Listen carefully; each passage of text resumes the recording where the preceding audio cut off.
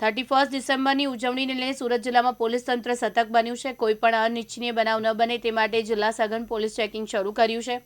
આ કામગીરીના ભાગરૂપે કીમ પોલીસ દ્વારા કીમ નજીક આવેલા મુળદ પાટિયા ખાતે વાહન ચેકિંગ હાથ ધરવામાં આવ્યું। 31ને ધ્યાનમાં રાખીને પોલીસ સંપૂર્ણ એક્શન મોડમાં આવી। કીમ પીઆઈ એલજી રાઠોડ સહિત પોલીસ ટીમ દ્વારા સઘન ચેકિંગ કરવામાં આવ્યું। આ દરમિયાન તમામ આવતા જતા વાહનોને રોકી તપાસ કરવામાં આવી।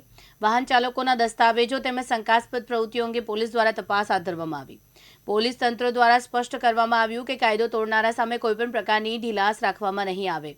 જિલ્લામાં શાંતિ અને સલામતી જાળવવા માટે આગામી દિવસોમાં પણ આવા ચેકિંગ અભિયાન ચાલુ રહેશે।